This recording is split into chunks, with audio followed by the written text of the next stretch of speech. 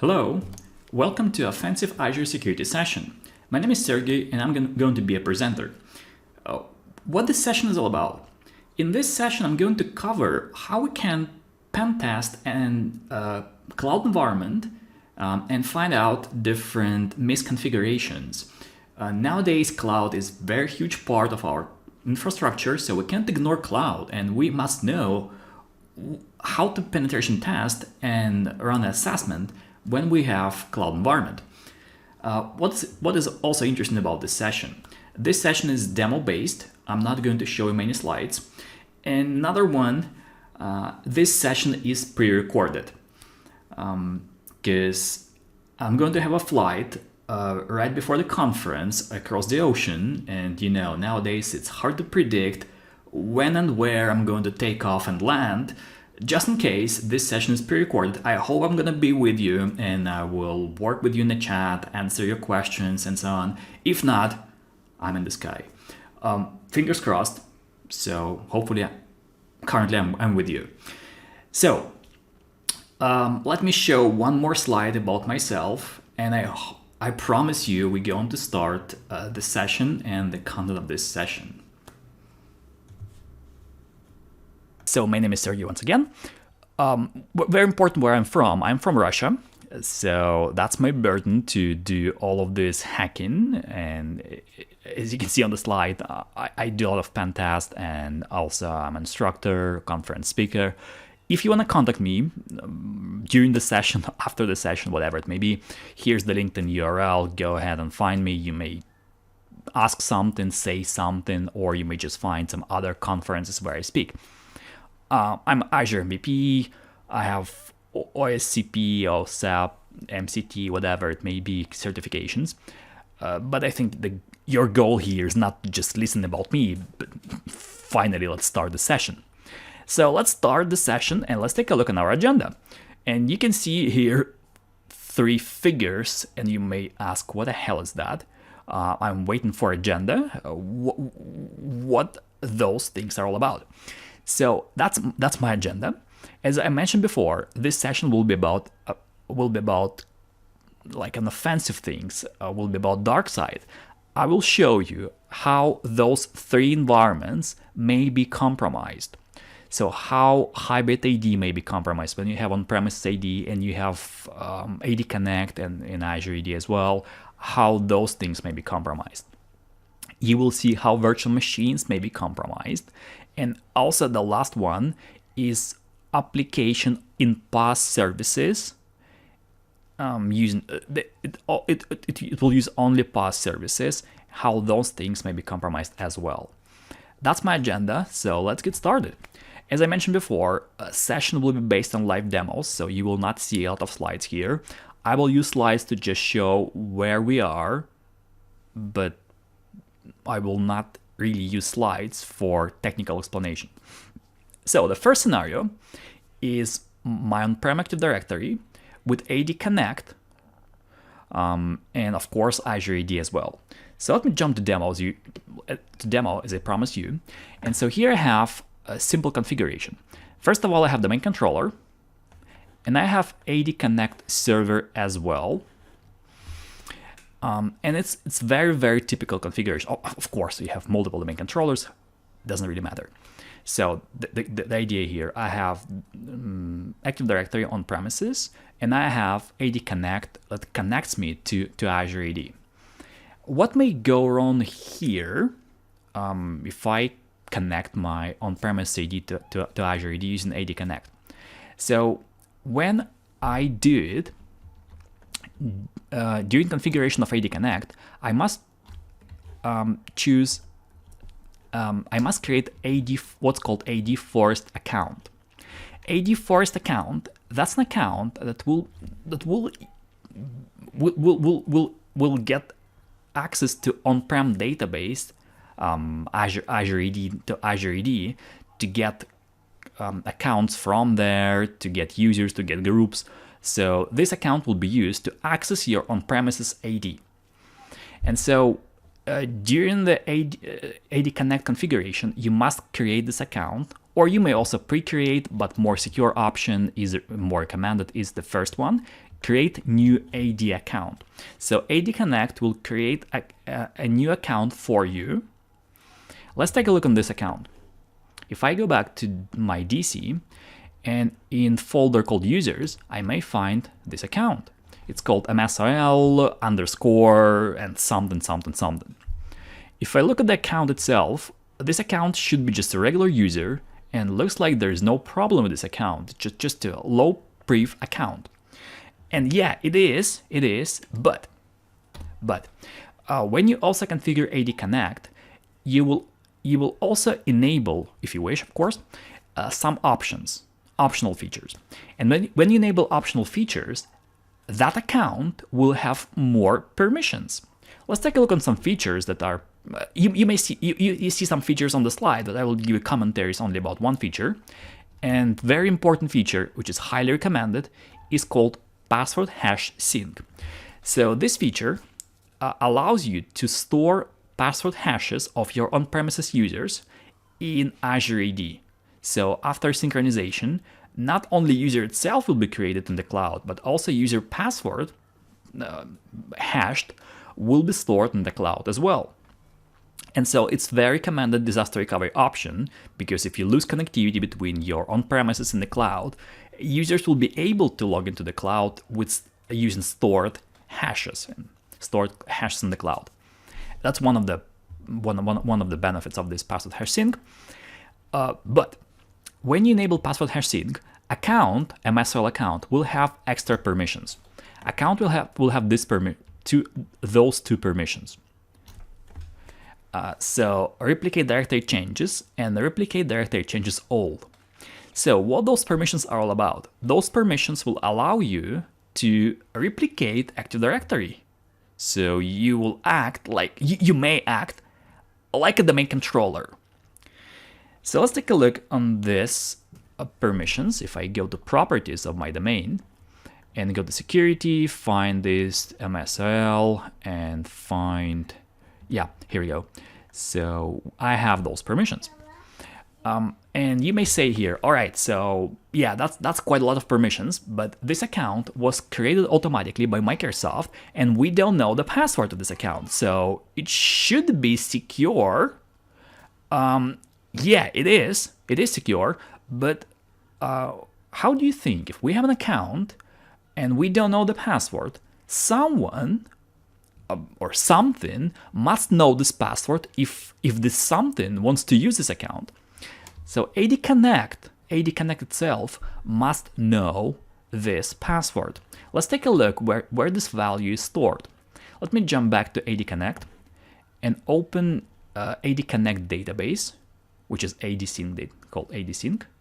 And here we have multiple tables. I need a table called MMS Management Agent. Let me remove columns I don't need. And those columns as well. And let's run that. So let me find this account, and yeah, it's here. So as you can see here, that's my account in SQL database, AD Connect database, and also there's a parameter called password, which says encrypted. So yeah, password is there, but password is encrypted. Not that simple. So there's no plain text password. All right, maybe it's possible to decrypt password. Yeah, it is. If you are a local administrator on AD Connect server, and here's the problem. So before all of this, it's a common configuration. But where's the problem? The problem is if your regular admin, like a server admin, middle level admin, tier 2 admin, whatever it may be, may have local admin access to AD Connect server. Let me show you what may happen if you have configuration like this. I'm gonna open PowerShell and try to decrypt this account. You may do it manually, but it will be not very straightforward. Much better is to find a tool called AD Connect Dump. You may find freely on GitHub. By the way, on the GitHub, you may also find the link how to decrypt account manually, so the whole procedure, but it will take so much time. I'm not going to show you here. But if you want to just have a result, let me run this tool. And look at this.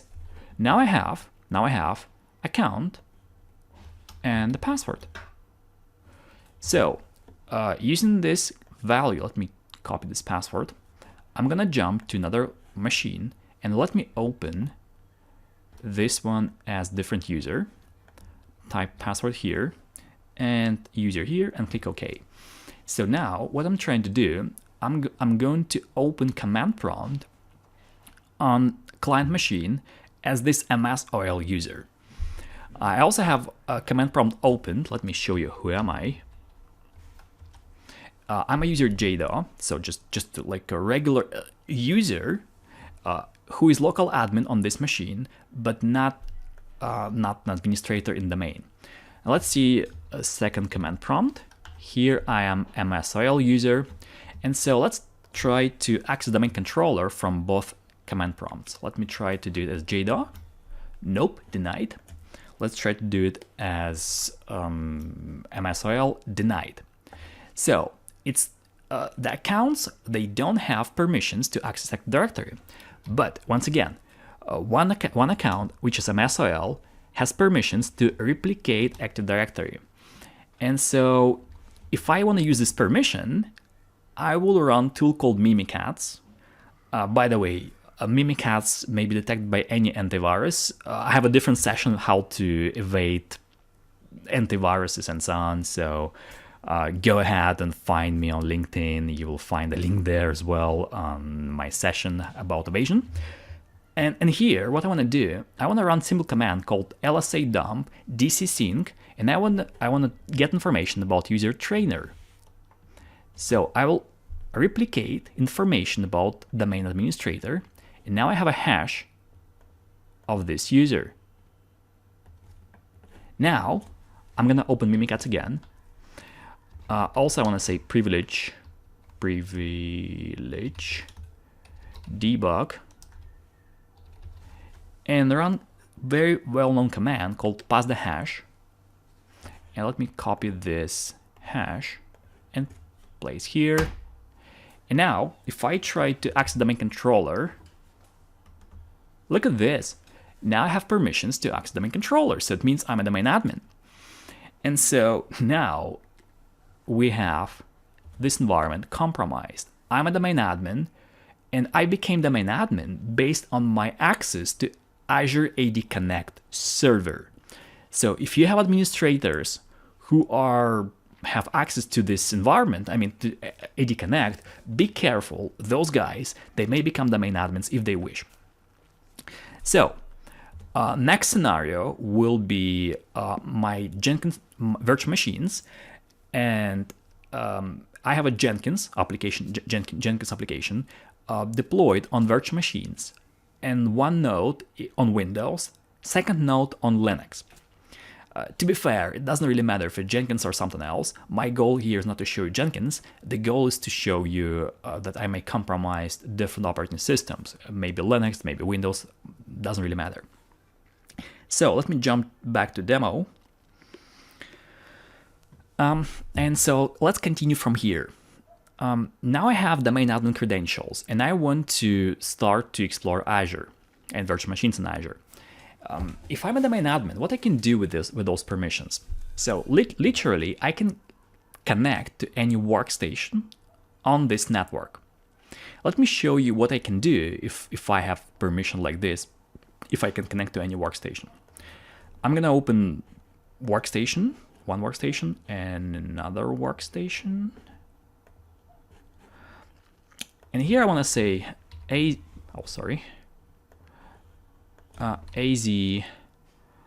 account list, and let's output as a table. And I can see here the list of my subscriptions. All right, let's try this. Let's try to do the same on the second machine. Alright, now I can see that it says please run AZ login to access your account. So it asked me for login here, but didn't ask me for login here. So probably it means that somewhere credentials to access the cloud are cached. Where are they cached? If you go to user profile and you find a folder called .azure, and here are cached credentials. So if I'm a domain admin, what I can do, I can connect to workstation of developer or system admin who has access to Azure and steal this token. Let's try to take this token. Let's zip it real quick.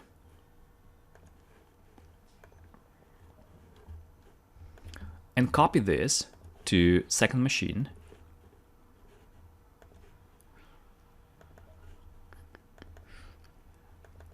Let me remove this.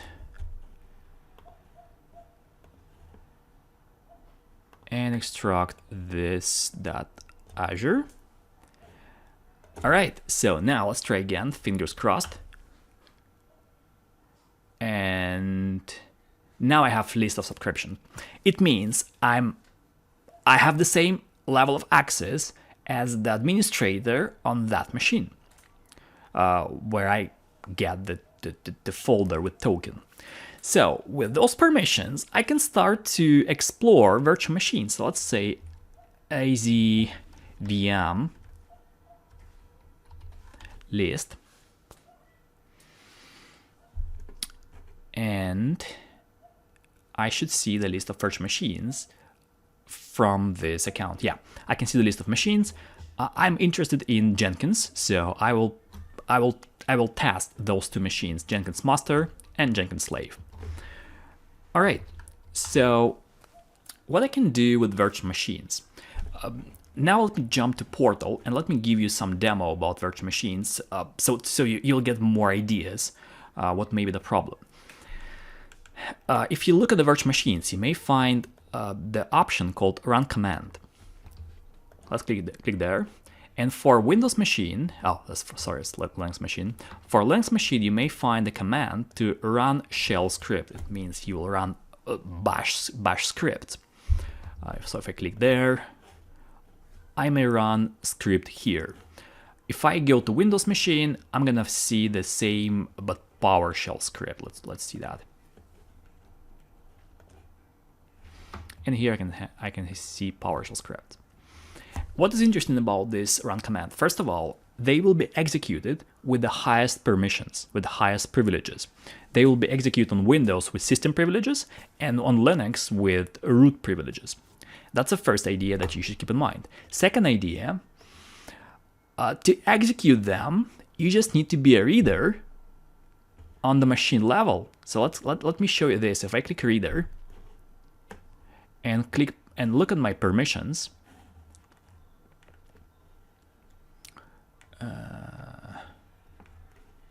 compute, and let me find run command. So look at this. So if I'm a reader, I have permissions to run commands. All right, so that's maybe a problem. If that user had read permissions, that user may run commands. So if I want to connect the virtual machine and let's say I want to get into virtual machine, I must know normally a username and password. But let me show you how with run commands I can bypass those requirements. What I want to do, I will run reverse shell commands, and so those commands will allow me to get into virtual machine without restrictions. Let's take a look on that. So let's first try a Linux reverse shell. I'm gonna run this script from command prompt, and I will run the command like this. So that should give me a reverse shell with Linux machine. Let's try that. What is important to know, run commands not super quick, so we may need to wait some number of seconds. I'm not really sure. Yeah. So let's wait.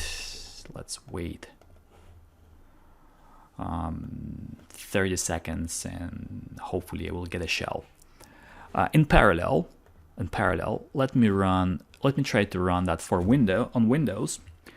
And Windows will be slightly different. In my case, I will download my executable with a reverse shell and just run it. Let's try to do it here. All right, let's see. I already have a shell on Linux. Let's see if I type ID and root here, and so I can do whatever I want on Linux machine. So I'm root here, and I'm a god on this machine. Let's take a look on Windows, and yeah, we have the same for Windows. And I work as the local system. And to just finish the demo about Jenkins, maybe no, maybe not. There's an error log of Jenkins, and you may find the initial password there in Jenkins. So if I copy this password, and I can find all right. So let me just copy this first. Try to log into Jenkins. Let's take this password again.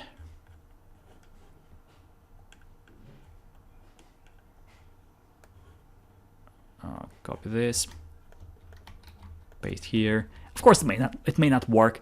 To be fair, I don't really care if this is working or not. My goal was to show you how can I get into virtual machines, not how can I get into Jenkins. All right, so, but I hope it was clear how virtual machines may be compromised, because if I have read access on virtual machine level, what I can do, I can just get into. So that was the second scenario where we talk about legacy application. Jenkins are not really legacy, but this application is based on virtual machines. So finally, let's take a look at the last scenario, and here we're going to cover application which should be a bit more interesting. In this application, we will have application with a SQL database backend. Also, the credentials to access backend will not be stored locally on the web application. It will be stored in a key vault. And the credentials, they will be rotated periodically with Azure functions. And also application will be protected with application gateway in front with WAF feature enabled. So it looks like this application is quite secure.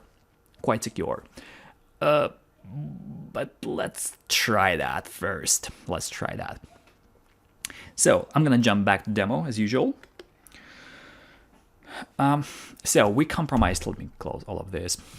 So we compromised two environments. Now let's take a look. How can I try to get into this this application?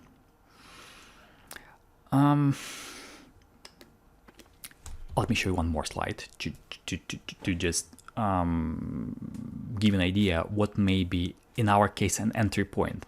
So my goal, my goal is to get access to database, because all of the most interesting things will be there. But as you remember, credentials are to access database will be stored in Key Vault. Let's first test if I have access to Key Vault or not. I'm gonna go to Key Vault. Maybe this user that was compromised already have access to Key Vault. Let's see that. If I go to secrets, no, there is no permissions to access Key Vault. Let me quickly give permissions to myself to just show you that those something exists there. I'm gonna just give permission to list, click add here and go back to secrets, refresh, no, huh. Oh damn it, I didn't save it, sorry.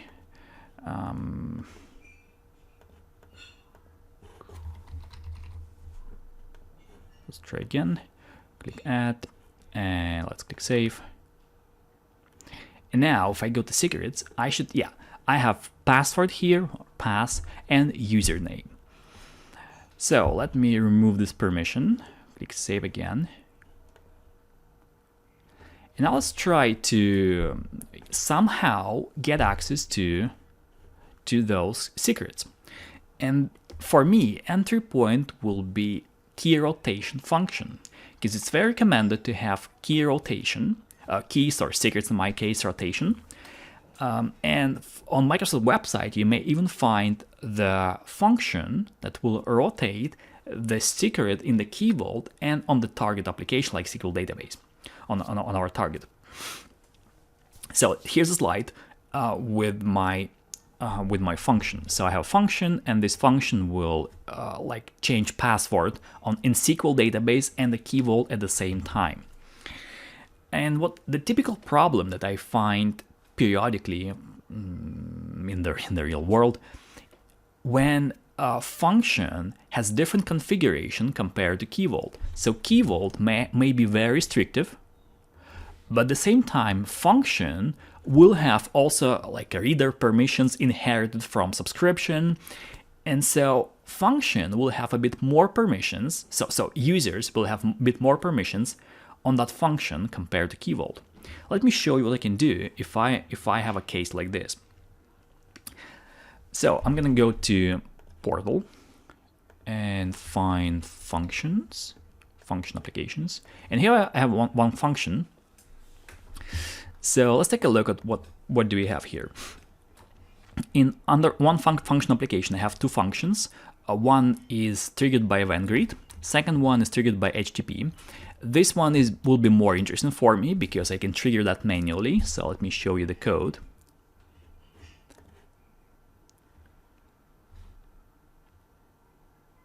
Come on. And so by default, when I deploy the function from Microsoft GitHub, from GitHub, it will show me the code like this. So this code is the legit code to rotate secrets. But where may be the problem? The problem is by default, function may be accessed via FTP. So if you look at the configuration of the function, you may find that in general settings, FTP is enabled by default. In most cases, you don't use that, but it's enabled by default. And so if you go to the deployment center, you may find FTP credentials here. And so here's the FTP credentials. So now let me try to get those credentials, but of course, as usual, from command prompt. So let me open command prompt here, and let's try to get, first of all, a URL for FTP URL to connect the function. So here's the FTP URL. Let me copy this and paste to FileZilla. And then I want to get credentials of this function application. And here's the username. Paste here. And here is the password. Let me copy this. Here's the password. And now I have permissions to log in there. And I can see here the structure, which is my two functions. Let me go to the HTTP function, and here I can see the structure of the function. What I can do, I can upload my own code. And so this code, with the name called run.ps1, in this case, it's the PowerShell function. So I can upload my run.ps1 code, and this code will be executed when function is triggered. And so this function, because the function has permissions to access Key Vault, I will access Key Vault and I will get information from Key Vault on behalf of function. And my code will just get information I need from Key Vault. Let's try that. I'm gonna just open PowerShell and run the command like this. And so let's try to get credentials from Key Vault. Fingers crossed, I will get it.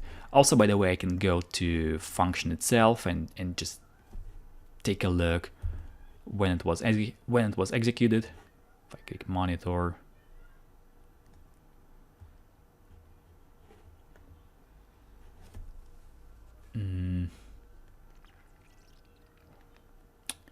nothing here. Maybe already, yeah, it's already give me information. So it finished. Now I can see that username is web app and the password is password, and those credentials will be used to connect to SQL Server. So let's try to connect to SQL Server now. First, let me take this URL and type my password. And now I can see I was connected. And I can see my database with tables and the content there.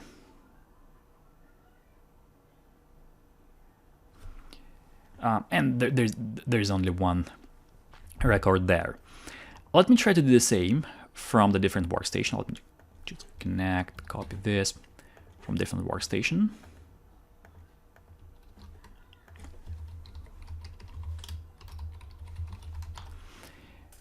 And now it says, hey, you can't do it because firewall does not allow you to connect to this server.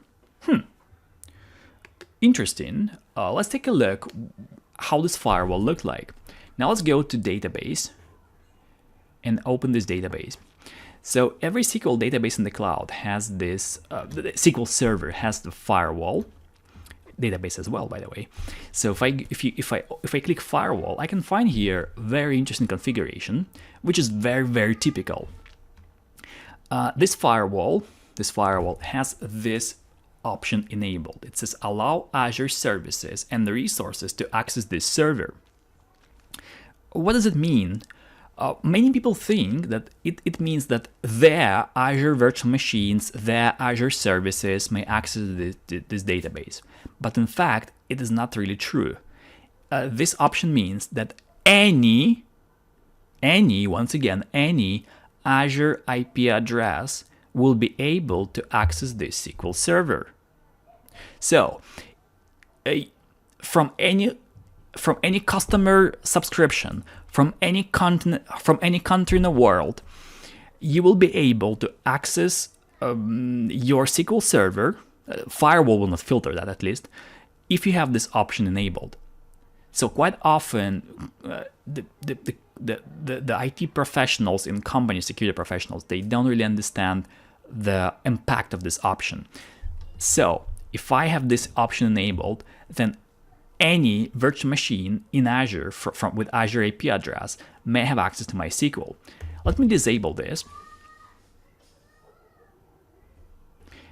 And let's try to allow only private access, so there is no public access at all. Now, my SQL is protected better. Now I have credentials, but access allowed only from internal network, so I cannot access from anywhere. Is it possible to get into database? Yeah, if we compromise the application itself, and so from application we can get access to SQL database. Let's try to do it. Let me go back to my portal, and I'm gonna open application. So if I just go to application configuration, you may find here networking. If I click configure networking, it says, hey, you must have a standard tier if you want to work with networking. So let me upgrade my application to S1.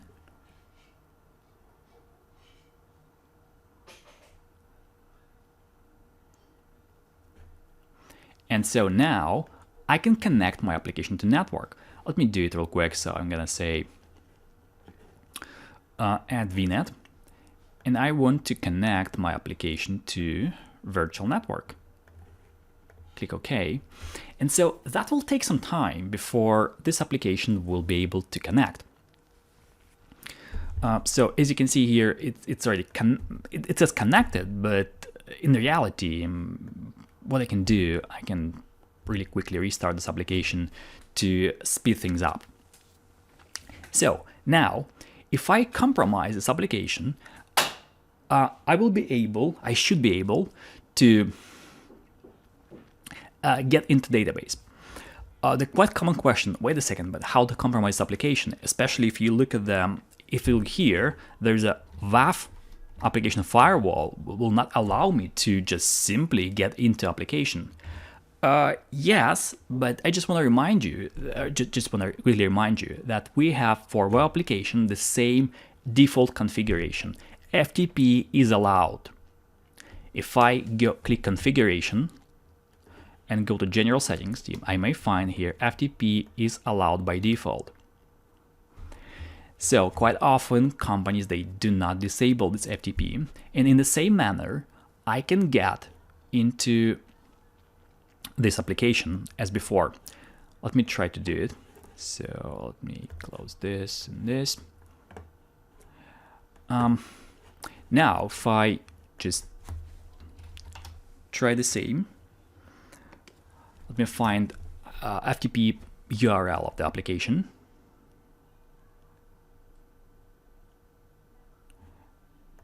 Copy this. And credentials as well.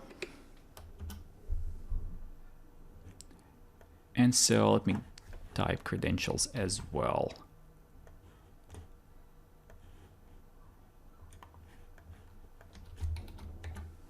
So as you can see here, this application is nothing more than just a PHP page, and let's first explore this application. We'll just check that the application is working. Let me open the application itself. Let's click here. I can see the application is here and the application is working. So let me just take a look. If I say I'm a user, let's call myself Michael, let's say my email is msmith, whatever it may be, whatever.com, and let's say submit. This is working, so it's working with database. The application is working. Now let me jump back to my FileZilla. And now what I can do, if I know that this application is PHP, what I can do, I can upload my shell. And you know that PHP and ASP as well, by the way, they are executed on the server side. So the PHP will be executed on the server side, not on the client side. So if I can upload my own PHP code, I can execute something on server. Let me just run my shell and look at this. So now I have access to this workstation or the server through web shell. Web shell not super interactive, so let me establish the better shell.